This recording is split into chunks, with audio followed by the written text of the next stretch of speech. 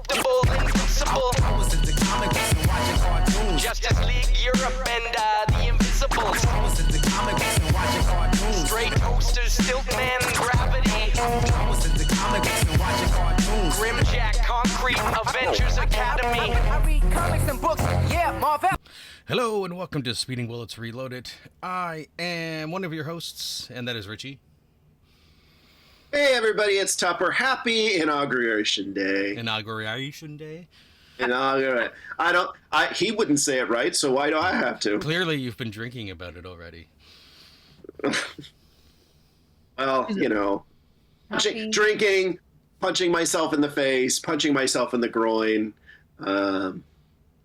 despair, chugging battery acid, you know, all those things you do on January 20th of an even-numbered year. Anyway, hi everybody. How's it going? You good? Go ahead. Okay. So it's Schuler. Yeah. AKA Jamie. I'm here. It is Inauguration Day. I'll say it correctly. The world is like a hell in a handbasket. Oh my god.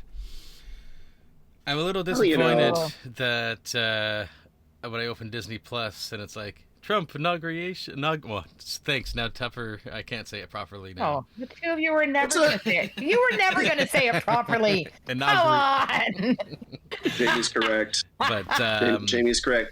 Inauguration is in fact a hard word to say and a hard word. A hard word to say. Yeah, you know. Words are difficult for the two of you today. I see. It's true. I'm drunk right now. Have you been drinking? No, I have not. Okay. No, I was going to laugh and be like, oh my gosh, am I the only sober one on this podcast today? No. Tupper had to disappoint me.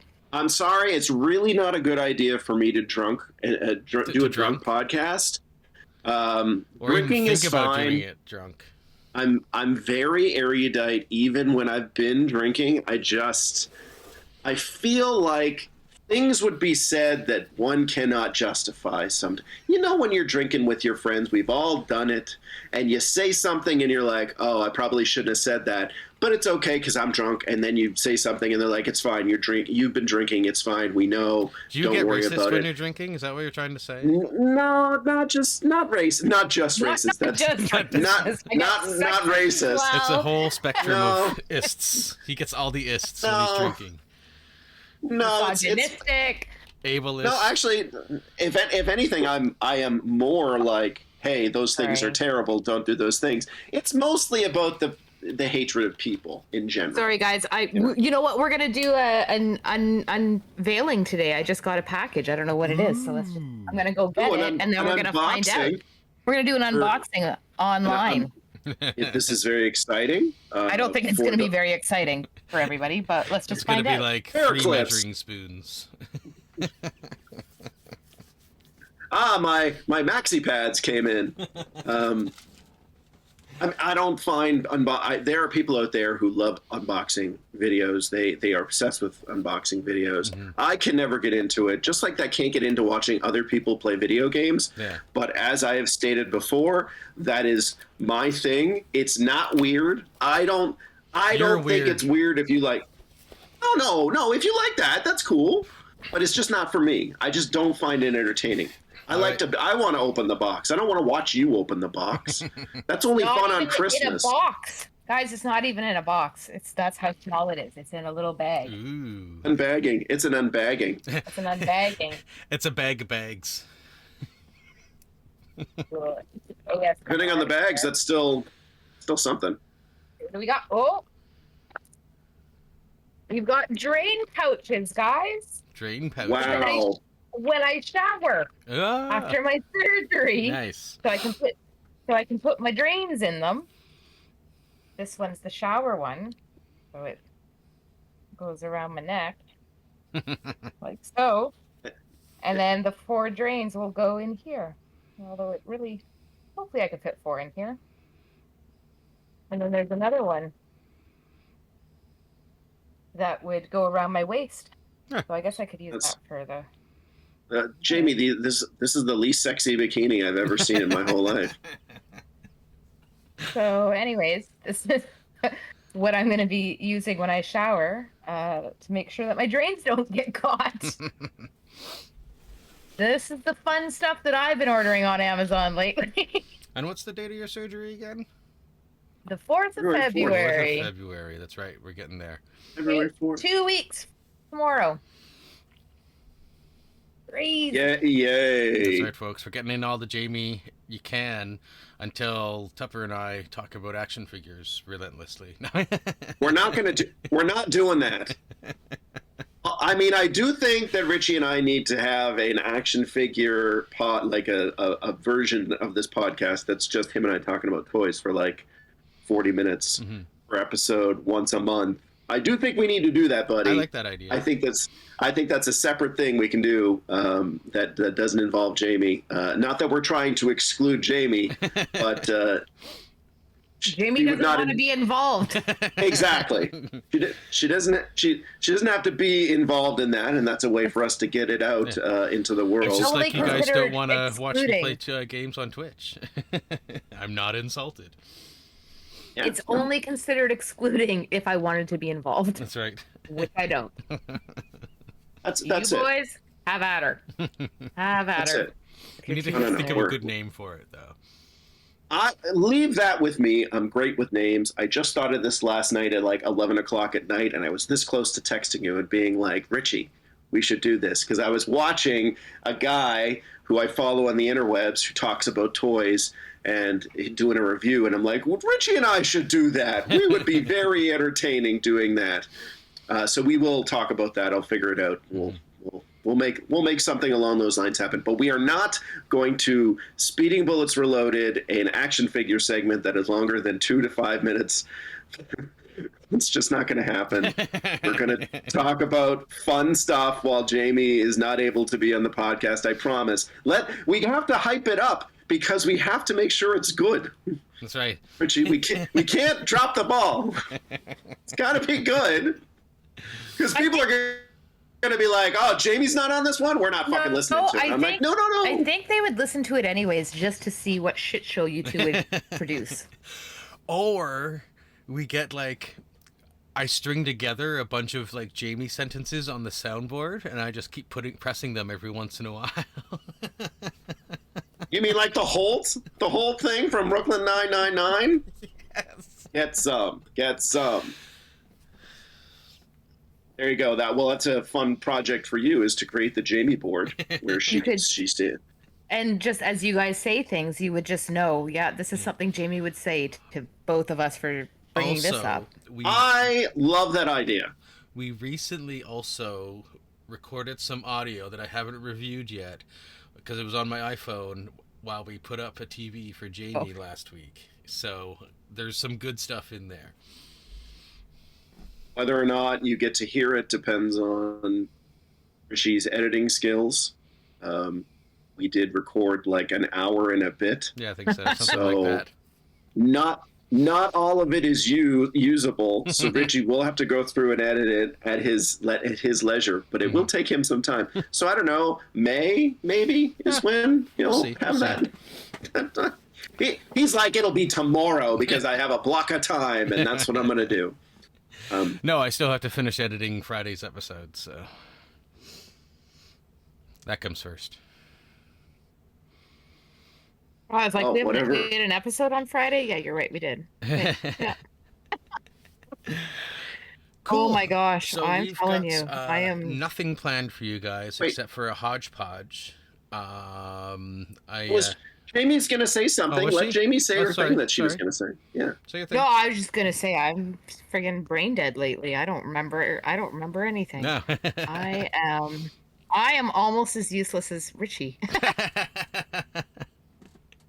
at remembering things right now.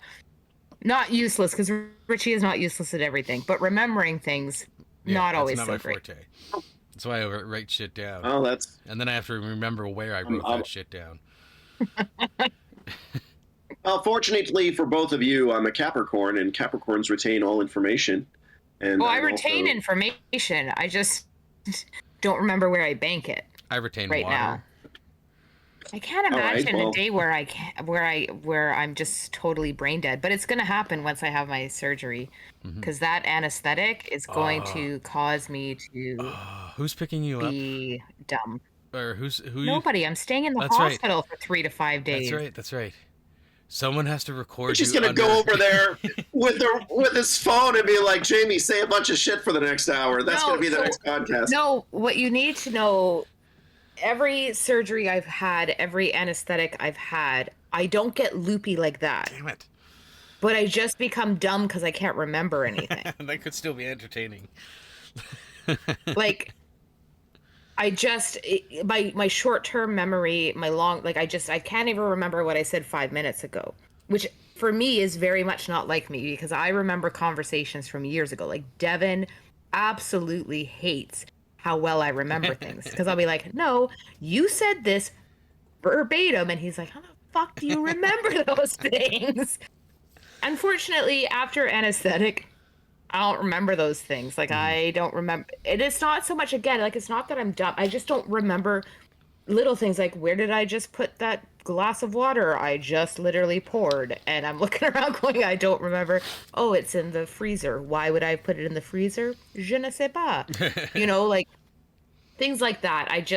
And I know in the past, I've never been under anesthetic for this long, because my surgery is 8 to 10 hours. That's a long time to be under anesthetic. So the effects of this anesthetic could be Stronger. within me for a good year. Yep, Jamie's gonna forget how to do fractions. Oh, I forgot that when I left college or university. No, I didn't go to university, but probably high school, actually. It's, I didn't have to do fractions for travel. I do typically get rid of stuff that I really am never going to need again. Unless it's pop culture related, then I keep it, because I may need it at some point. What are you looking at weird? Did you find something weird on your arm? No, I was looking at my phone. Just couldn't see it. Relax. Relax. I'm hoping Jamie forgets all of her musical theater knowledge, so when we play this game later this year, I will dominate. She'll be like, fuck, I can't remember! Who was the actor? We'll get her to fucking play it while study. she's still recovering in the hospital. Give you a fair chance. Yeah. It's the only way I have a chance. Jamie's been on bed recovery for 2 weeks and is still loopy and forgetful. Let's play the game of Broadway. Oh, fuck, I can't remember, says Jamie, and Adam knows. Hamilton. Anyway, Not likely. what are we here to do today? Well, We're are we hodgepodging doing? we're it. hodgepodging. We're 'cause, hodgepodging. we had no specific topic in mind, and I told everyone to bring The weirdest- something to talk about. Weirdest sexual I do phrase have a ever. few things. I hodgepodge. think I have a couple things to talk about, and I mean the first thing I'm going to bring up isn't normally a place I take the podcast normally, but can we all just agree that Danielle Smith is a stupid cunt? Whoa. Yes. I don't disagree with where you're going with this. I don't know if I agree with the language you're using, Yeah. but Bad word. yeah, I don't She- like her. Yeah. Bad word. It's not the C word I have an issue with. It's the stupid. it's referring to somebody as stupid. I do take issue with that. All right. Well, I think she's just a I cunt. think there's better words that we could use. Yeah, she's always been horrible. She's always been horrible, but she's upped her horribleness by like not standing with the rest of the premiers. But why And would she? She wants to be in Trump's good that's graces. true. Yeah. The other premiers actually don't want to be in Trump's good graces. Mhm. They don't care about that. They want to retain their power within the Their country that they provinces, are living in. She, on the other hand, would be more than happy to go to the States. yeah. I'm sure she would be more than happy for Alberta to become a state. That's probably what she's gunning for. I would not be surprised if, whenever she's done as premier of Alberta, we see her move to the U.S. and in some sort of capacity under Trump. I don't know where in Alberta's tenure she is in her process, because I don't really pay attention that much to Alberta. Year and a half. So they've got 2.5 more years of her. So, Like that. something like that. He's popular but not, I guess is the best way to put it. Mm-hmm. Like, depending. Yes. Some things she says, everyone's like, yeah, and sometimes she says things, and everyone in Alberta is like, I don't know about that. So could go either way. It's like anything; it depends on who comes along as competition. Mm-hmm. So, But it also depends on who goes out to vote.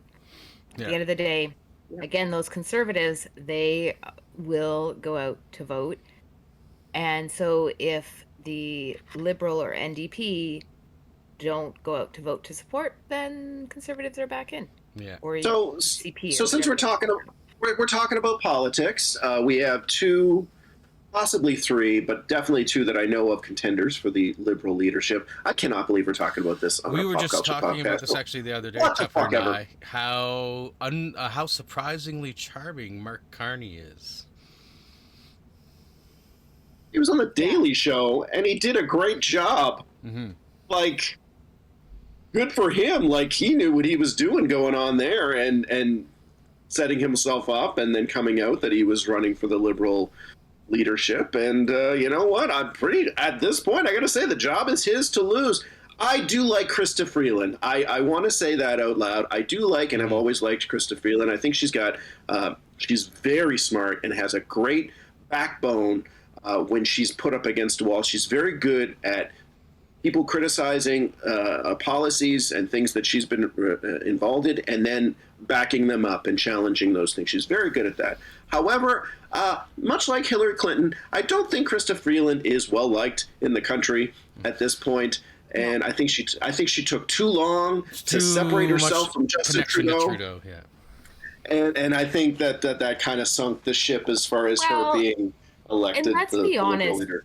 She made some comments during the pandemic that were questionable and that really rubbed people the wrong way. Like when people were complaining about inflation and the economy, and her response was cancel your Disney Plus subscription. Yeah, that was pretty tone deaf. How tone deaf is that? Super when you're making six figures? Like, come on, give your head a shake. So little things like that. Not only that, listen, I think she is very smart. I think she probably does have a lot of good ideas. I think, but I'm not going to lie, like her voice in Parliament grates on me. Like it is so grating. Yes, I agree. I cannot imagine having to listen to her speak for 4 years in Parliament. Yeah. She just has this grating, high-pitched voice, especially when she's like, when the other parties are jeering at her and she's like, Miss Speaker! I can't. I was so high-pitched it cut out of the microphone for a second. Yeah. Speaker! I can't with her voice. I can't with Trump's voice either. Like, it has nothing to do with the fact that she is a she. It has to do with, like, Kamala Harris, great voice. Loved her voice. Very calm, there's just something about Krista Freeland's voice. Yeah. I can't. And again, I think you're right. She stuck by Trudeau for too long. She was very, very tone deaf in a lot of her speeches when it came to what people in Canada were complaining about. I think if she makes it, she doesn't stand a chance. Who's I number think three? Mark Carney. Was that Richie? Who's number three? I can't remember. Yeah. You said there was three contenders, but I like you. I can only remember think there's I think there's another female candidate that put their hat into the ring, but I'm not 100% certain on that. Mainly because I don't vote Liberal, and the only reason I know anything is because of the little bit of news that I check on every day to be informed. And Krista Freeland's obviously been a big name, and Mark Carney again he had that Daily Show interview that everyone agreed was a really good thing. A bunch of people posted it, so I saw that and I watched it, and I thought, this seems like a good guy. And then like a week later, he came out and was running for the Liberal leadership, and I was like, okay, he's probably going to win then. He actually has like useful Karina qualifications. Gould. You know, like he's heavy finance on the finance side, so that brings a lot to the table. Like when you're coming into the prime minister, especially when a lot of the people have been complaining about things like balancing the budget, which I know is never going to be like perfect. People are, I don't know why people have this expectation that someone's going to come in and make it everything okay instantly. That's not what's going to happen. Change takes time, but People, though, Richie, people are impatient, and they cannot wait the time. I mean, again, no matter what happens when we have our election, there's going to be people out there who are going to say if Trudeau had dropped out and stopped and said he was stepping down as prime minister in the fall, as opposed to like the first week of January, last week of December, I can't even remember which one it was. They have 5 months, but it's still going to feel too short for people, and they're going to be like, well, they have the same problems with Kamala Harris, for Christ's sake. I mean, there's always something that people are setting themselves up to complain as to why they didn't get the votes that they need, which is why I'm saying at this point in the podcast, fuck you, go vote. Our official podcast slogan for the election, whenever that happens, is fuck you, go vote. Fuck you, go vote. Yeah, that's it. Not don't. Go vote. Maybe don't vote conservative. I know you don't have to listen to me, but please. Karina Gould is the other potential candidate. Yeah, who's that? Nobody knows who that is. Exactly. Nobody knows who that is. So, so we'll see what happens. And I think it's good that we're talking about this because it is kind of good to inform people a little. We don't know a lot. This is not a politics podcast. We only know a little bit, but I think it's good to talk about it and just like get it in people's minds that, hey, you should be thinking about this, even if it's just a little bit. I was abrasive in my approach, but I wanted to put it out there. Controversial. Karina Gould, just so you all know, is the Liberal House leader. Okay. I don't vote Liberal. So.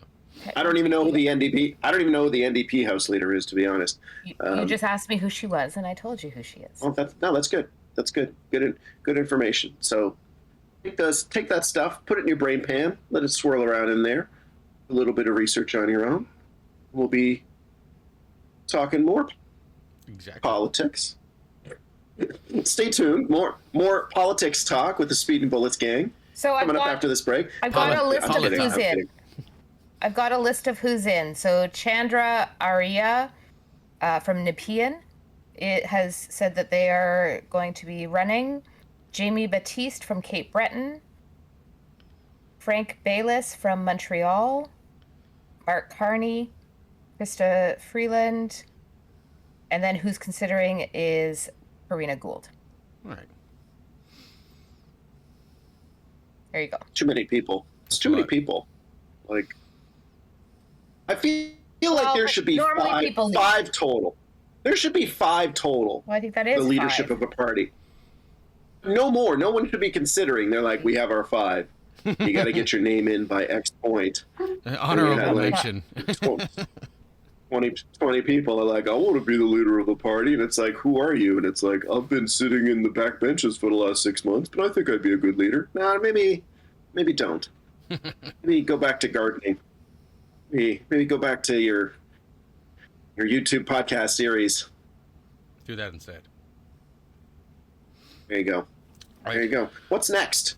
Just before we move on, I just need to get Dylan to go upstairs. He's still on the couch, so I'll be right back. Okay, I'm gonna go get snacks. I will sit here and think about products I want to buy. Ooh. Ooh. I don't have that. And for those of you listening, that's a Simpsons reference, and I hope Richie keeps it in. At least just that part. Because I think it's funny. Really all I have is Simpsons. Simpsons floating around in my head. What else is there to think about? Oh, maybe Bob's Burgers. What We Do in the Shadows. I didn't mention that on our best of list, but the What We Do in the Shadows series ended, and it had a great ending. And if you haven't seen the show, all 6 seasons are on Disney Plus. It is absolutely worth your time. One of the funniest shows, I think, in the last 20 years. Great stuff. Great finale. And it missed being on a list by a hair, but still one of the best things in 2024. Now I've said it. There it is. It's out there. Bob's your uncle. You truly are one of the most devious bastards in New York City. I don't know why it shocks me that we all left and Tupper kept talking. I don't know. I didn't have to leave. So I thought I would stay here and fill the dead air. Were you just I'm just talking? giving Richie. Were you talking? I'm while- just giving Richie hard editing stuff because he's gonna have to cut some of that parts out, but he's gonna be like, "Oh, I'll keep this and I'll put this at the end." It's just Tupper being an idiot. Even though I was saying good things, I was saying quality things. Quality. That's So- right. Pedro says is high quality. There's another Simpsons reference. Boom. 2 for the price of 1. What is next? I do have some backup stuff in case you guys don't have topics to bring out, but I started, so I want to feel like you guys have. Amy, do you have something burning a hole in your brain that you want to talk about? Because there's something that I want to talk about. I do have topics to talk about, but Okay. not burning a hole in my brain, so you can go, Tupper. Tupper seems very eager. So there's been some interesting developments in the Blake Lively versus Justin Baldoni legal battle that's happening right now. For those of you who don't know, this is it's kind of juicy stuff. So last year, It Ends With Us came out. It was a film based on a book, very, very famous book about abuse and being in an abusive relationship. In the book, that's kind of a secret. It doesn't really come up until halfway through the book, and it sent a bunch of people in a tailspin, and they were like, holy shit, this is a good book that exposes some areas of DV, domestic violence, and they really loved it. They turned it into a movie directed by Justin Baldoni. He's got a podcast where he talks about feminism. He's a very attractive-looking man, but he also looks like a scumbag. I don't know how that works. Anyway, so he directed the movie and he starred in the movie with Blake Lively, and it came out. It was a big success, but there was some controversy because when they were doing press for the movie, Justin Baldoni and Blake Lively and some of the other female cast members would not be in the same room as Justin Baldoni, and people are like, what's going on with that? Director and star not doing interviews together seems off. And there were rumors that there were some difficulties on set when they were filming. Nobody would talk about leading up to the release of the film because they didn't want to have any controversy with that. So the movie comes out, it does very, very well, it's very successful, makes a lot more money than it cost to make the movie, and then little stuff starts weeding out there that apparently there were some difficulties with the director, Justin Baldoni, on set where he was being inappropriate and saying some inappropriate things. So just at the tail end of last year, Blake Lively, I think she sued him for sexual harassment on set of the film. He countersued her just recently, just in the last week, but he sued I think it was Variety magazine, because Variety had an article that detailed all these complaints and everything that came out, and they were talking about it, and he was pissed off about that because it slandered his name. He lost his agent and everything like that. He had hired a PR firm to take care of some of the blowback that was happening in around the release of the film. And what ended up happening is his PR firm got sued as well. It ends up being this very complicated situation. This Baldoni guy does not come out in any positive way whatsoever. He's clearly trying to save his name at this point, right? because he's this supposed to be this big feminist dude, and he was kind of like commenting on Blake Lively's body on set, and he was kind of talking sexually suggestively to her in regards to scenes. He was kind of like, some of the intimacy scenes were a little bit awkward apparently for Blake Lively. She apparently left the set and would only come back if they agreed to some of these terms, and that's all the stuff that came out made him look like a real shitbag. But the reason we're talking about that on this podcast is that Justin Baldoni and his lawyer subpoenaed the Marvel team this past week to keep all of their documents in relation to the creation of Nice Pool in Deadpool and Wolverine. And the reason they did that is because apparently the character of Nice Pool is a little bit based on Justin Baldoni. And if that is in fact the case, if they have texts or emails or some sort of written down confirmation of this, Baldoni gets to sue Marvel for defamation of character. He gets to sue Ryan Reynolds for defamation of character, and it would be something he could profit from, because there's proof that they made a character in the biggest movie of last year that was making fun of him. And I didn't see this stuff at all, and then I watched a video on YouTube about it, and you know what?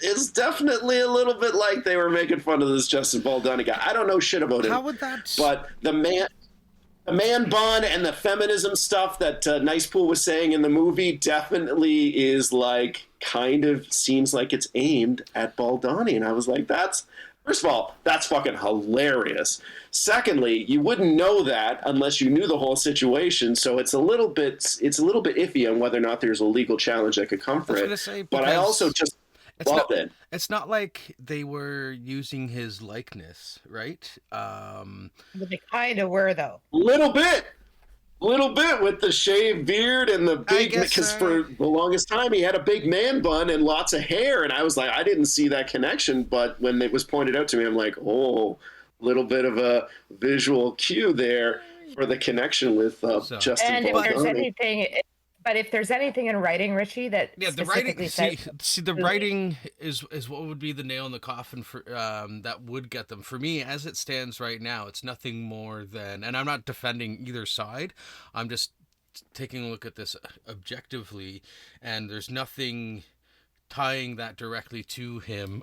And not only that, is what precedent does that set? Because people have been made fun of in media all, like, countless times, and not everybody sues, and like I know people have, and a lot of lawsuits have been thrown out. So I'm like, where does...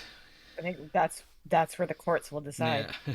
It is a courts thing. I think Ryan Reynolds is smart enough and has been in the entertainment industry and successful in the entertainment industry long enough that he kept that shit too close to the chest. Mm-hmm. Him and Sean Levy would have known, but nobody else would have known. Mm-hmm. And because you wouldn't know. You can put the pieces together, but unless you followed all of this stuff, and I mean, we follow all of this stuff pretty closely, and I still was left in the dark about some of the facts of this situation. You would only know if you followed the career of Justin Baldoni, if you followed the career of Blake Lively, if you followed the career of Ryan Reynolds and looked at the whole situation and was able to connect all of the different trains, all the different tributaries in the river, then you would be able to put that together. And that is what, from a legal standpoint, what they're going to be asking is did this defame this guy, or did you have to go through too many rivers and streams and go down too many side quests in order to figure out that it was this guy? And that's the only way that they would have any kind of leg to stand on. But I think they're smart enough that they didn't put any of that shit in writing. Mm-hmm. And I think that they may have also not thought that anybody would catch on, and maybe they did. We're going to find out. Mm-hmm. We are going to find out. Things have been subpoenaed, and Disney has been told that they cannot destroy anything. They have to keep everything, including texts, including emails. Mm-hmm. So things may come out, and I think what's happening right now is, my first instinct is to take the side of Blake Lively because we want to believe victims. Mm-hmm. But at the same time, knowing what I'm going through on a personal level, I also know that sometimes we need to let the courts, we need the facts to come out and not just listen to the one side that we're hearing. We need to hear all the facts. Court needs to hear all the facts, and then decisions need to be made. So one thing I just want to point out when we're talking about something like this is if we're going to talk about what is being accused, we need to use the word allegedly.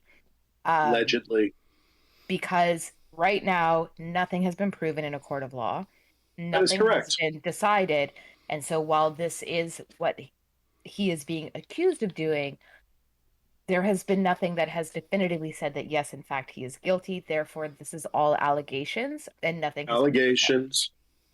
Allegedly. Allegations that have allegedly And I'm just happened. saying all of this from a legal standpoint. We do not want to be sued. If for whatever reason anybody were to hear this podcast and then pass it on to Justin, and he hears us saying he did this, he did this, he did this, we're just saying right now allegedly. I think that it's important to make that. I was going to say something else, and I was like, nope. Now we're talking about this. I'm like, yes. I have no money, so don't sue me. You'll get nothing. You can't get blood from a stone. That's why we should get them to sue you, because they'll get nothing. No. Well, I mean, I could countersue and represent myself, and maybe end up with like $2 million. Are you gonna get it for what? Slander. For slander when you were slandering them. Allegedly, I was allegedly slandered. Yes. Jamie is correct. This is all like has not been proven in court. So yes, we do not know if Justin Baldoni did any of the things that he has been accused of doing. That is a very important distinction. But my opinion thinks that he did. Because look at that guy. Look at his face. That's a guy. That's a face that says he belongs to a Roofie of the Month club. That's all I'm saying. Roofie of the Month. Publicly, allegedly belongs to a Roofie of the Month club. Anyway, so we will. I love this story because it went from kind of dark and really kind of not great and something that was just like it was getting all legally and confused, and then they brought in Marvel, and everyone's like, "Oh, this is interesting. This is an interesting addition to these accusations." I want to say something because I'm not going to lie. This movie pissed me off. I haven't seen it. It's about domestic violence. Well, the movie itself didn't I know what it's about, but I haven't seen it. The movie itself I thought it was pretty good. Really pissed me off. I haven't actually seen the movie. What pissed me off was the press that they did prior to the movie's release. And when talking about the movie, nobody actually really discussed domestic violence. The movie is about domestic violence, and they were talking about fashion. What the fuck? So, Jamie, I read about a lot of people felt the exact same way as you, and I was like, that is kind of weird. But they did want to. I figured they wanted to keep that part on the down low so people would go and see it and then be kind of hit in the face. But everybody knows that shock. The preview showed there was domestic violence in it. All right, yeah. Anyway, you're correct. It's a famous book. That's like saying nobody knows that fucking Elphaba was good in the beginning. Or that the wizard is her dad. Like, fuck, we all know. So your point is valid. A lot of people felt this way. They thought that the marketing was off the mark. But I read that it was in this Variety article, it was talking about the allegations in the first place, that part of the marketing from Sony's end, who distributed the picture and paid for it and paid for the marketing, basically told everyone involved with the story to not talk about the domestic violence elements of the film. And when you sign a contract to say that you're going to be in a movie, and you sign contracts about the marketing of that movie, you can't break those rules at all. They are, like you were talking about, legally binding documents. So they were legally prevented from discussing the elements of that in their marketing, which is weird. I'm going to say then it was shitty of them to even... I'm going to say it was shitty of them to not... To then be in a movie with... How can you be in a movie about domestic violence and when you're being interviewed about it, you can't talk about the fact that it... Like, what the fuck? I don't care, Sony. Like, I'd say, fuck you. No, this is about domestic violence, and I'm going to talk about domestic violence. And if you don't want me to, then I'm not going to be in the movie. I think one of the things is that they send packages to these reviewers or these interviewers to talk about, and there was very, very little about the domestic violence elements of It Ends With Us in those packages. So they can really only answer questions based on that. And they talked about it a little. It's not like they didn't talk about it. But the reason they didn't talk about it that much, the reason they focused on the florals and all of that, is because they were legally prevented from doing so, which is interesting and is for sure a black mark on Sony's marketing department, who made those rules very clear. Also going to say it's a black mark on Blake Lively. She doesn't need the fucking money. She shouldn't have done the movie. I thought it was a pretty good movie. I thought it's had some. Again, I am stuff. not saying that it wasn't a good movie. I'm not saying it doesn't deal with important things, but if you can't even talk about what is the most important thing and why that fucking movie was even made, like, I think it was. Issue. Oh, I agree. I think it was later on too in the process of them, like after the movie was done being made, and then they have another. They're okay. We're going to do marketing for it. You have to, and then I think they put in new legal definitions before the movie was done. They'd done the movie, and then they're doing the marketing, and they're like, "Here's the legal stuff you can't talk about when you go talk about the movie." And then I'd say, "Fuck you! I didn't sign this before. No, I should have came up with this before." It is more complicated than I think than we know, but that is a little bit of information that I was able to come across. If you probably did a deep dive, you'd probably find all of the specifics and all the specific information about this story. That's just off the top of our heads. But it's fascinating. We'll see what happens, what comes down the pipeline in this regard, and we will inform you on this podcast about it. So there you go. We'll keep you updated. Fascinating stuff. Keep you informed. Keep you up to date. Which Jamie got for us? So I have a couple of good shows that I've been watching that I want to talk about that we maybe have mentioned on the podcast and maybe not. TV. Yeah, I'm going to talk about some shows. So the first show, I don't know if you guys have watched it. It's on Crave. I know, Tepper, you're about to lose Crave. So I do recommend going and watching it, which is St. Denis Medical. It's similar vein to Parks and Rec and The Office in the sense of it's a documentary style show, but set in a hospital. And it's set in the hospital emergency room. Anyways, it is funny. It makes me laugh. There are quite a few Superstore alumni who make appearances. A couple are regular stars of it. And then you've got the woman who played the mother in the Goldbergs. She's like the medical director. Anyways, I'm very much enjoying it. It's funny. So that's my funny ha-ha show that I've been watching. Is it the first season? It's the first season, okay. Yeah. It's just been renewed for season 2, so there will be more coming. Because it is funny. It makes me laugh, that's for sure. I've heard this. I've heard it's a funny show. Yeah. Yeah. And then I started watching last week because the first 2 episodes were released. I watched the new medical drama, The Pit. How is it? So I did discuss it. So it's good. Like, so every episode is 1 hour of a 15-hour shift. Okay. Is how it works. So okay. So it starts off at 7 a.m. So that's when the shift starts. And we're just seeing hour by hour. So you think the first season is just going to be the one shift? Yeah. Nice. I do. Which is interesting because we're only learning little snippets. And there's a lot that we know. Okay, like we so it's like ER mixed with 24. Basically. Yeah. Oh, that's actually a really great premise for a show. It's almost good job, Hollywood writers. It's almost a better idea. It's like, that's great. How about we do ER, but we do an hour at a time? It's almost a better idea to use it for a medical drama than it is to use it in something like 24. Well, 24 lost its steam as it went along, and it just makes more sense because this is something that you can like 100% equate to like shifts. So, and Yeah. segments. Every time they cut away from Jack Bauer on 24, I'm like, he's peeing right now. That's why he's not on screen. He's going to the bathroom.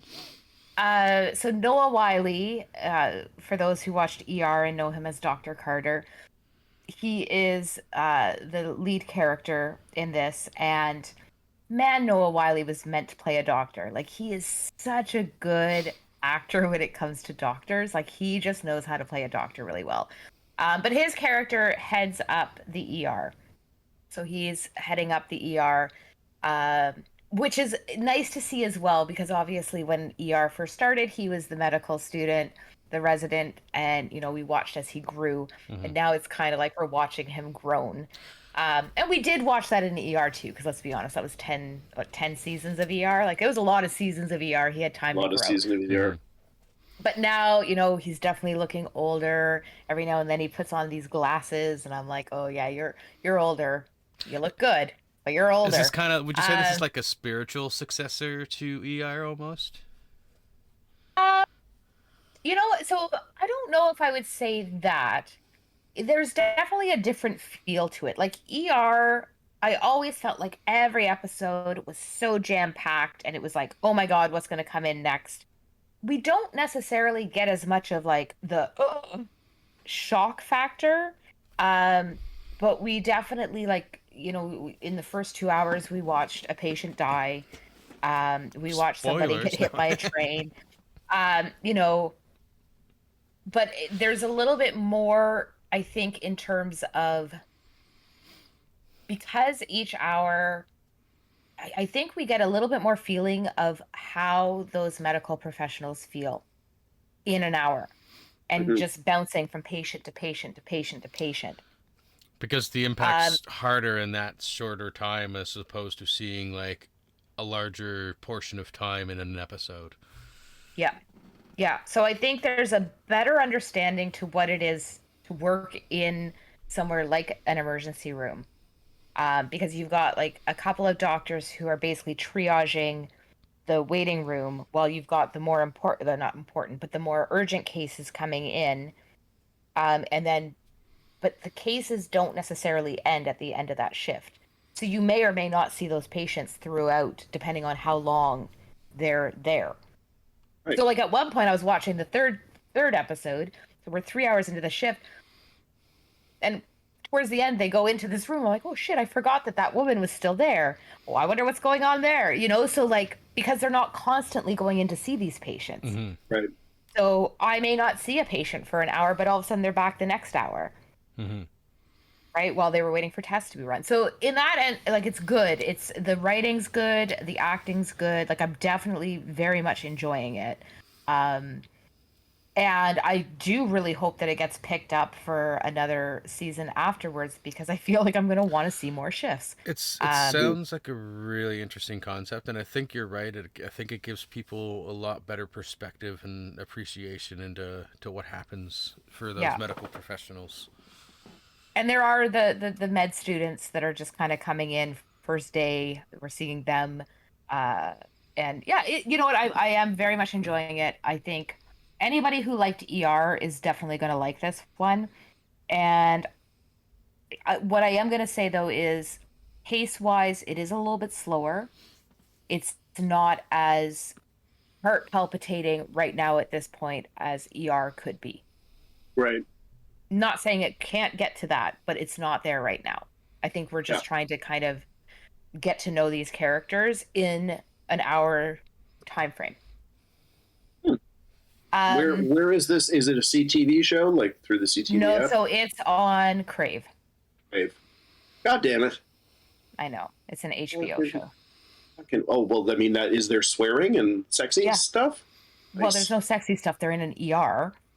I mean, you know, like, sexy stuff happens it's not showing them at home. I've seen episodes of Grey's Anatomy. They hook up in the fucking ER all the time. Well, we're not quite there yet. All right. Not quite there. All right. And then the next show that I want to talk about, that I actually just started yesterday, and I got to double check to see if the season finale was just that I just watched, or if there's another episode coming. But it's called On Call. It's on Prime, and it is created by Dick Wolf, who we know created all my Law and Orders that I love and adore. Thank you, Richie. Thank you. And I was hoping you would be on the ball. guess what? This is another police drama. But Man, so because it's on Prime, it's more adult. definitely a lot more gritty than Law and Order is. It's all about beat cops, like it's all about patrol. And basically it is a grittier version of The Rookie.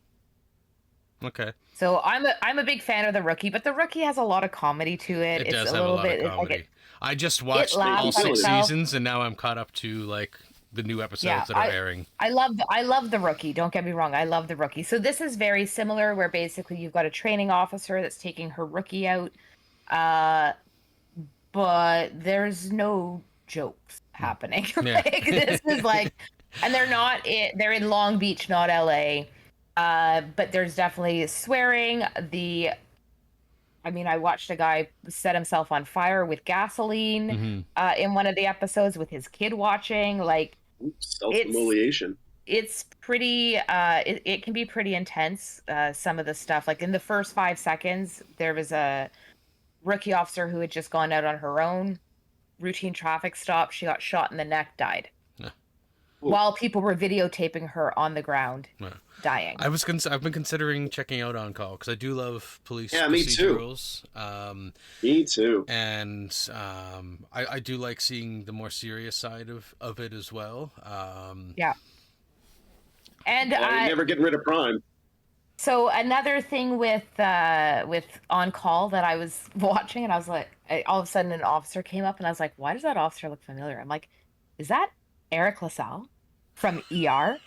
And I went on to IMDb, and I'm like, oh my god, it is Eric LaSalle. Nice. So, oh my god, we've got another ER person just hanging around in another show. Nice. I love the Daddy Cop song from The Rookie. I just needed to say that while I had The Rookie on the mind. Okay. Also, I do love the fact that Shawn Ashmore is in The Rookie. Yeah. I do love that. Yeah, it's got a great cast. It does actually. I very much enjoy The Rookie. I was upset this fall because I was like, when is The Rookie coming on? And then I was like, oh, it's not till the new year. It was great for me because I just started watching The Rookie over the holidays, and then I just finished season 6 3 weeks before season 7 started. I'm like, it starts in January? Sweet. Yeah, no, I love The Rookie. Richie, I want to ask you, because I know you've been watching it, but thoughts on Matlock? Matlock, I really enjoy it. Have you watched it yet, Tupper? Okay, I don't want to say. I'm watching it. No. You should. No, Maybe. I don't know. You should. I don't. So I won't spoil the twist for it yet. Plus, I don't want to spoil. I the know twist. about the twist. And I don't want to spoil the twist for anyone that hasn't watched it yet. But it is. There's a twist. It Spoiler. is really clever. Kathy Bates, 100% excellent in this role. She's an alien. That's the twist, guys. Yeah, She's an alien from outer 100%. space, and she's decided to take on the role of Matlock. And you can see just how complicated what a stupid twist that would be. her character's goal is in the show, and then the friendships she's forging despite what she's doing is really interesting. When's new episodes coming? Because there's only 8 episodes so far, and there's supposed to be 18 for the season. So let's see, Matlock. because I was really disappointed that there was. Hey, treating Jamie like a TV guide now? Yeah, I used to treat you like a TV guide. It's her turn. January 30th, so next week. Yes. True. So Richie doesn't know when anything comes out, so he's like, when are more episodes coming? And I'm like, Thursday. There's another episode Thursday. yeah. So yeah, next week. You guys are the my next backup episode. when my phone doesn't tell me a new episode is out. So We did that last night with Dexter. I was like, is there a new Dexter on? Oh, no, not until Friday. yeah, I'm not caught up on Dexter. so good. Did you bring up It's both so your good. shows, Jamie, or did you have another one? I brought up 3. It's about a 3. That's right. You brought up 3. I have another show that I've been watching. Just started this week. It's another Korean television show from this year. It's on Netflix. It's called The 8 Show. It came up on my suggestions because of watching Squid Game, obviously, and other Korean dramas and horrors that I've watched. Hashtag bring back Kingdom. Yes, Bring Back Kingdom. This is another. This one's a black comedy kind of torture thriller. There's not a lot of blood yet that I've seen, but basically there's these 8 people that have been picked to participate in this game, and they're all on different levels in this facility. There's one big area that they go out into, but they all have their own rooms, and in each room they're all earning a certain amount of money per day, but it increases. So the person on the 8th floor is making significantly more a day than the person on the first floor. There's cameras everywhere, and they figure out that they get more time by doing things to entertain whoever is watching, and the longer they stay in there, the more money they can get.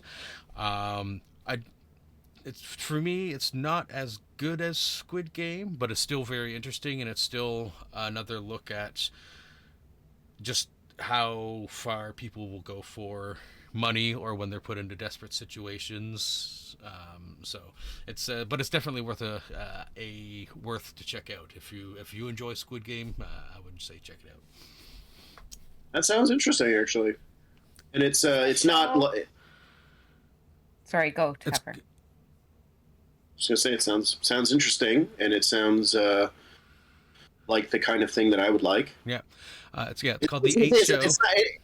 It's with actors, right? It's not like it's okay. not a real life thing. It's definitely fiction. But Koreans do this type of fiction very well, and they do horror very well. I love Korean television. I think they have a wonderful entertainment industry over there, and I'm kind of their television is more progressive than their culture, which is true. Mind blowing to me. But because there was a lot of blowback for Squid Game 2 because they didn't have a transgender actor play the transgender character. But one of the things that is a problem in Korea is that being transgender is not very. I don't know if it's criminal there, but it's very shunned. And so it was even, I guess, the actor that portrayed the trans person, it was even controversial for them to do that. But so just a point to saying that their television is more progressive than ours, even though their country isn't as progressive. But yeah, I'm on a little bit more of a kick of Korean television after watching Squid Game 2. Well, and I rewatched Squid Game Season 1 before watching Season 2. And I did the same thing I did with Season 2 that I did with 1, is that I watched it both in Korean with subtitles and then in English dub, just because I like to see the differences and nuances in the translation there, because it can be a little bit different sometimes. Mm-hmm. So I'm just weird that way. Yes, yes, it can. Hey, no, that's it. It's double the watching for the same show, but that's whatever works for you. Yes.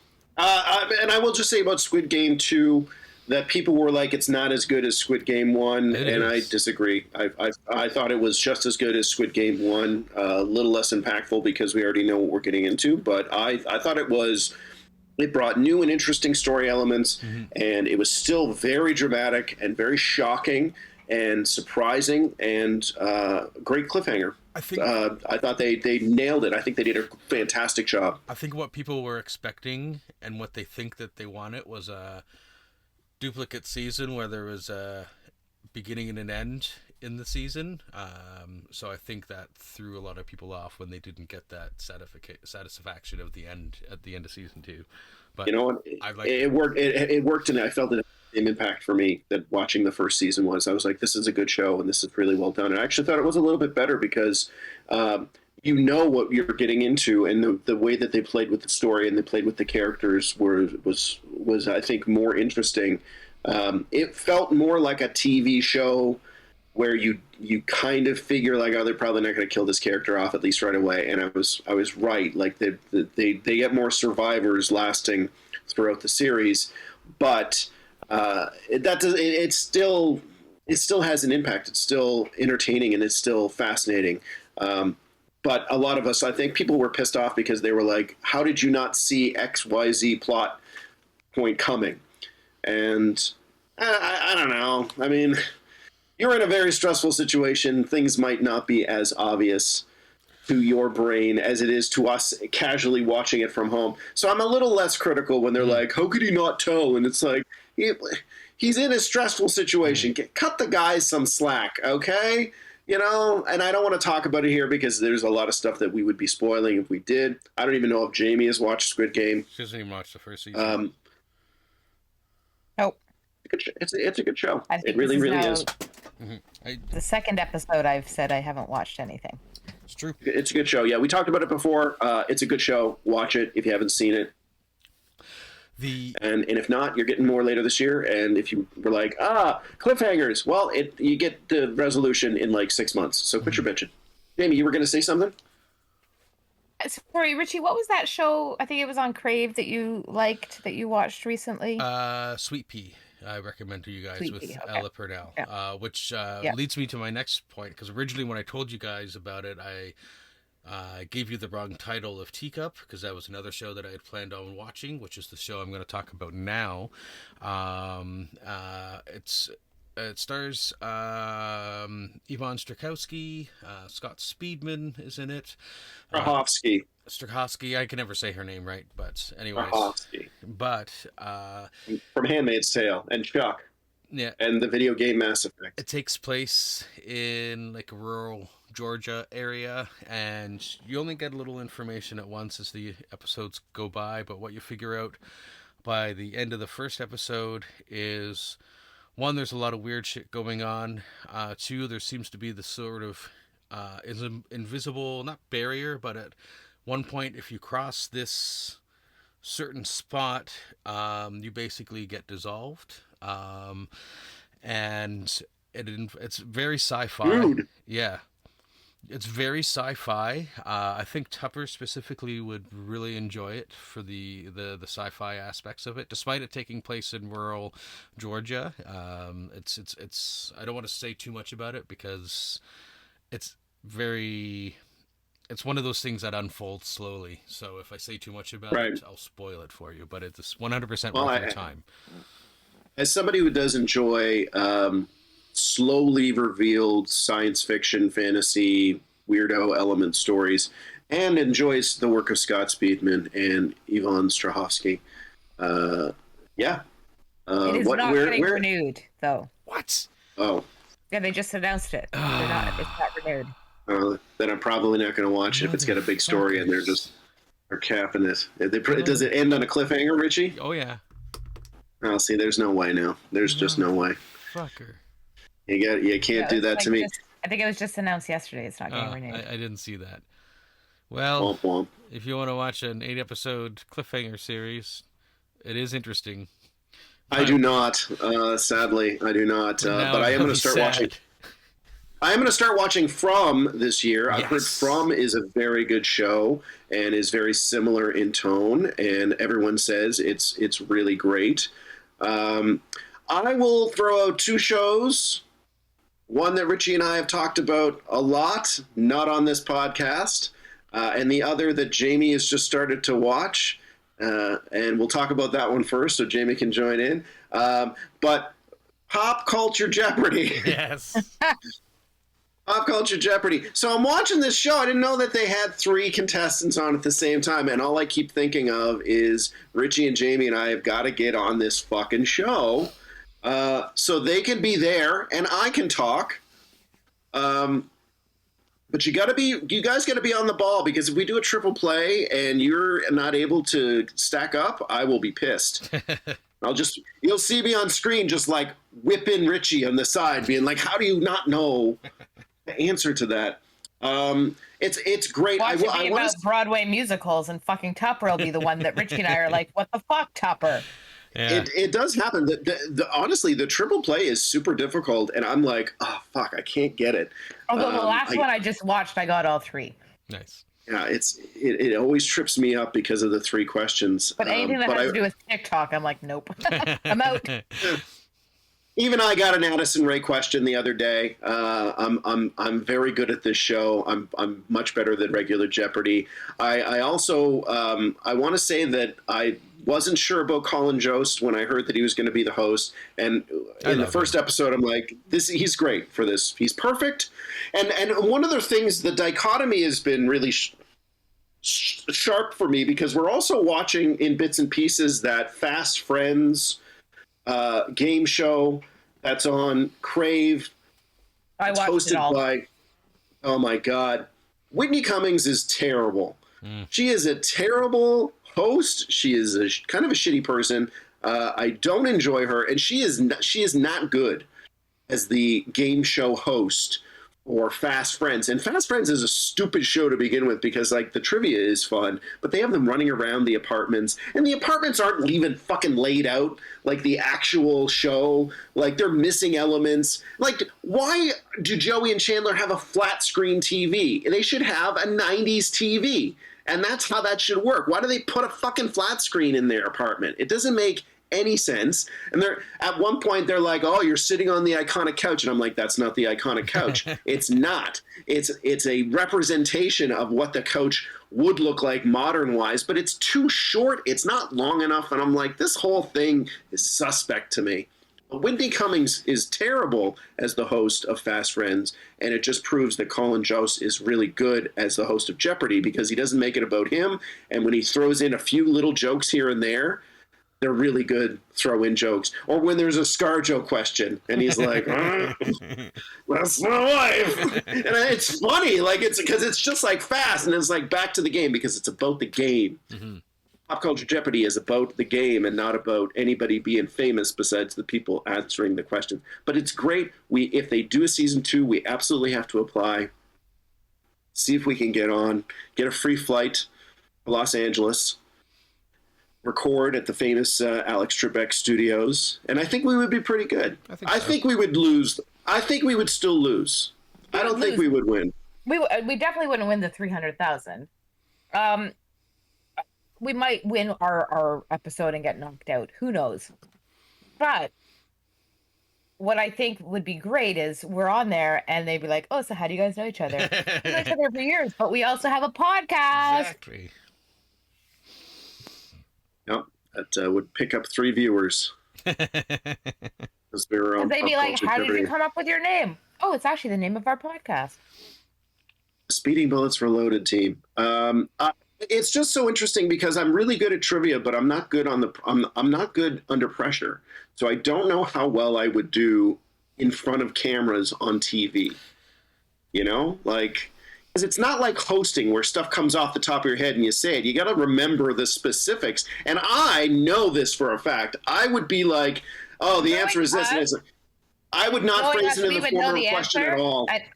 Knowing us, we would know the answer, and Richie would buzz in with the wrong answer. He'd be like, "What?" Hey, I know shit too, you know. I just picture them bleeping us a lot, you know, like, it's like, what is so-and-so? No, I'm sorry, that's incorrect. Bleep, because it's either Richie or me being like, fuck. Yeah. They'd have to they wouldn't be able to air our episode because it would be like, this is the answer. And they'd be like, "That's incorrect." And it'd be like, "Oh, fuck, you're right. It's absolutely this." And then the other 2 groups are going to look at it and be like, "What are you doing, dude? You just gave away the answer. Don't we get to play?" And it's like, "Oh, yeah, sorry." By the end of the episode, Tupper's gagged. He's got like a thing over his But I'm the only one. But I'm the only one that knows the answers. So I'm like trying to melt them out to these 2 guys. What would make you think that I wouldn't know the answers? We know shit, Tupper. Yes, you are not the only one on this. Me. Oh, please. Don't even start with me. I feel like we would be a good team, though. Like, I feel if all of the winds blew in the right direction, I was able to perform under pressure. I feel like we would be it would be a very fun thing, and we would. we would do well. We would be a good. Hey, we would be a Being good. bullets We would reloaded. talk a good. We It would be a good. It would be a good. There you go. That's another T-shirt idea that will never see the light of day. We have 20 great ideas, all never going to happen. The other show that I wanted to mention is, I don't think Jamie's watching it, although she absolutely should. Severance. Severance is back, and it just had its first Season episode. 1. I'm waiting for all of it to come out. I'm not paying for Apple till it's all out. Yeah, okay. So that's probably what a lot of people are doing too, is waiting until the whole thing is done, and then they'll binge it, which is smart, honestly. But it is I do enjoy the week-to-week fantastic anticipation for this show. I need to watch it week to week. I need to absolutely be part of the conversation. It is much like the White Lotus and Yellow Jackets. It's the kind of thing that I feel is best as a week-to-week show, where you can kind of mull over what you saw and rumble it around in your brain and have discussions with people and have discussions online, and then you have another episode to then talk, and you have that week break. It is really that kind of show where it is just so massive and stuff is happening that it is worth the time to think about it in between. And you do get that with binging. I binged season 1, but I feel like the impact is higher by watching it week to week. So if you are considering getting an Apple subscription, do it, because this is the reason to get it. And it really hit the ground running very, very strong. Some questions answered, lots more mystery, lots of crazy shit happens on that show. I mean, it really feels like the modern version of Lost, where we were watching it and being like, what the fuck is happening on this fucking show? And they only have to do is not fumble the ball in the end zone. I don't think Lost fumbled the ball in the end zone, but I feel like that what they wanted to do with the show got away from them, and it ended up being a lot more weird and spiritual than I would have liked. I don't think they're going that direction with Severance, but it's pretty great, eh, Richie? It is, although I gotta say I was a little mad because when it first showed up to watch, I saw episode 1 for it, and then right next to it, it showed episode 2, but you go to click on it and it says available the following week. I'm like, you fucking bastards. I thought we were getting 2 episodes right away, but no. So it's also funny because is it going to premiere at 9:30, 10 o'clock at night like it did last Thursday, or is it going to be after midnight? Is it going to be at 3 a.m.? I didn't even look before, but I checked at midnight and it was there. I'm like, all right, I'm going to watch it. So yeah. So I'm super excited because Crave announced that starting, I think, next week, the dark side of reality is going to be on Crave, as well as the dark side of the 2000s season 1. I just finished watching the dark side of the 90s season 3 and the dark side of the cage, which is all about MMA fighters. I could not give 2 shits about MMA, but we all know I don't give 2 shits about wrestling, and I love the dark side of the ring. Yes. Wrestling stuff was great. I mean, as it stands, again, we canceled Crave because it's just too much money for what you get. I can download the stuff that I want to see through other means, and Prime has access to some of that stuff. But it's just like Bell Media is awful and evil, and they charge way too much for what Crave provides. I mean, it's like $20-something a month if you worked out. It's just not as valuable and you don't to even me. Get all the HBO Max stuff. No, I mean, it feels like, well, there's some good stuff here, but I would watch 1 show, 2 shows a week on Crave, whereas there's regularly interesting stuff on Prime Video. There's always stuff on Netflix. There's always stuff on Disney Plus, and it just feels like Crave for the money you pay. If it was $7 a month, no problem. Then it's worth having. It's worth it at that price. But it's like the most expensive of the services, and I'm like, how is Crave more expensive than Disney Plus, where Disney Plus has literally a billion things that you can watch and rewatch? And I wanted to start watching The Lord of the Rings on Crave, because I haven't seen all 6 of the movies in the extended edition. I've only seen the extended editions for the Lord of the Rings. I've never seen the extended Hobbit editions. And I was like, I'm gonna sit. What? What are you laughing at? No, I'm just laughing at the extended editions of the movies that are already excessively long. Yeah, see, like, all right, but you were sitting at home. It doesn't matter. Like, it doesn't matter that it's 3 hours and 20 minutes for, the Hobbit Destination of. I don't care that it's long because I can pause. I can go pee. It's 3 hours and 20 minutes in a theater. That's why I didn't fucking see Oppenheimer in theaters, and I'm happy about that. It's a good movie to watch at home. Great film. I can pee. I paused twice. But, so I go to watch them on Crave because they're available on Crave, only in French. What the shit? That happened to The me when I regular- wanted to watch Young Guns when Lou was in town. It was only in French. Ooh! I'm just like, why are these on here?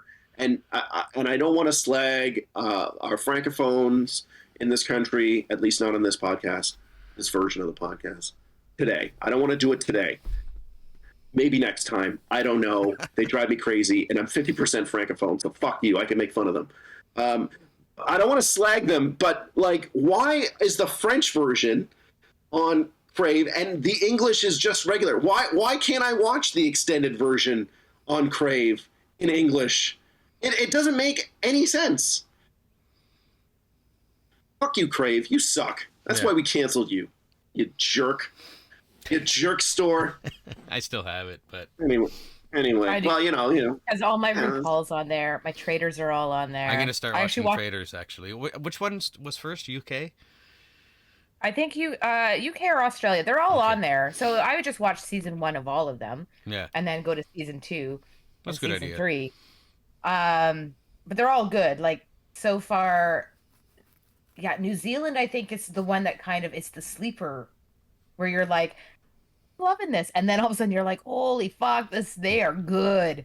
Like, I do want to do a Yellow Jackets rewatch before it comes back, so maybe I'll do that after. There's a new show on CBC that I want to check out that I think it'll be funny, so I'll let you guys know what I think, but it's called North of North. Is that the one? I think I've seen a preview for it where she comes in and the person working is like, why is everyone complaining about the salt? And she's like, because it gets our chemiques ruined because there's no chemical treating. It seems like it's some sort of comedy. Yeah, so it's a young Inuk woman wants to build a new future for herself after a spontaneous and extremely public exit from her marriage. It won't be easy in a small Arctic town where everybody knows your business. And so at one point she goes over and she's talking to these kids and they're like, are you a drug dealer? And she's like, what are you talking about? Well. So I just, obviously it's Indigenous. I'm going to watch it. I'm going to give it a try. But it actually does look quite funny. Kind of, I would say, the writing is in the vein of something like a Kim's Convenience kind of writing. So I think it's going to be quite funny. I'll let you guys know what I think because it's on Gem, which is free. So I'm gonna check out, see what CBC has before fucking PP over there decides to cancel the CBC. Yeah. The last thing I have to bring up, which you guys probably won't give two shits about, but it is interesting to the larger community involved, and that's they just revealed the Nintendo Switch 2. Not a whole lot of we know about it yet because they didn't reveal specific specs yet because it was just a very visual commercial. We are getting a larger screen. The Joy-Cons seem to connect magnetically on the side instead of sliding in. Right. The one thing I am concerned about on that, though, is on the console where it connects, there seems to be a chip that sticks out, and I think that's going to get broken. That's just my initial worry and concern, because if a kid takes it off this way instead, then it feels like it's going to snap off. I don't know. It's going to have be able to play some of the better games like at launch. It's going to have Red Dead Redemption 2 available for it, which is a very involved and graphic detailed game, which Nintendo hasn't always been involved in before. But the biggest thing too that will be coming at launch with it will be Mario Kart 9, which is always Mario Kart is always a hit. Like to this day, Mario Kart 8 is still selling at its original price point because people will still buy it for that amount, and it's Mario Kart was 8. We played a bunch of it with the kids. But anyways, looking forward to learning more about the Switch 2. Oh, the other thing is, it looks like the Joy-Cons will have some sort of like mouse type functionality to it as well, because there is part of the trailers they had it on its side and were moving it around like a mouse. So we'll see. Well, I mean, the Nintendo Switch is, I think, Nintendo's most successful console of all time. It is massively popular. We have one in Toronto that I've never played, but it is you cannot argue with the impact of Nintendo and what they bring. And I mean, people were shitting all over Nintendo when they came out with the Wii U, which was a not very well received video game console. I like it. I have it. I've used it. I think it's great. Yeah. But I think the difference between what they did where they upgraded the Switch, and I mean, I think the Switch as it exists is it's hard to argue with it as being anything less but a perfect video game system. You know, it's something you can play on TV, you can play it as a game, handheld, you can bring it on the go with you. I mean, it's perfect. I mean, it's perfect. There's a reason I think it's the number one selling Nintendo product that they've ever put out, even bigger than the SNES. So you got to pay attention, and we're very interesting to see what happens with it. I'm just pissed because now I have to buy a fucking Switch at some point. Wait, we have two at home. We have the original Switch, and then when they came out with the bigger screen one, we got one of those as well, just because for both boys it was easier for the road. Reminds me though, another thing that I haven't brought up yet is an update to a PlayStation product. A little while ago they came out with the PlayStation Portal. Basically what it was a large 8H screen with the PlayStation controller split in half on either side. I never got interested in it at first because you could only use it for remote play, and that's like remotely through Wi-Fi connecting into your PS5. They just made a major update recently to it, and that's now that if you have PlayStation Plus Premium, you can not only, you don't have to remote play, you can, as long as you have a Wi-Fi, you can cloud stream and play your games that way. Made it a lot better, but they kind of also shot themselves in the foot because they said that they're also working on another PlayStation handheld, probably something a little bit more closer to the PS Vita, which is something that you could actually take your games and play with, like cartridge games and stuff. So be interesting to see what they do with that as well. Yeah, because the Vita was so popular. Yeah. Well, actually, it had a very good following, and no, the PSP. I'm thinking. Sorry, the PSP was very popular. So the PSP was popular. The Vita was not, and that's when not as well received. That's when they brought out the PlayStation Portal. They thought it was going to be a new PSP, but like there's no cartridges for it. There's no memory to it. It's purely streaming and remote play, and for me, that's the reason to not get it, because like I can't like add games to it, so I don't know.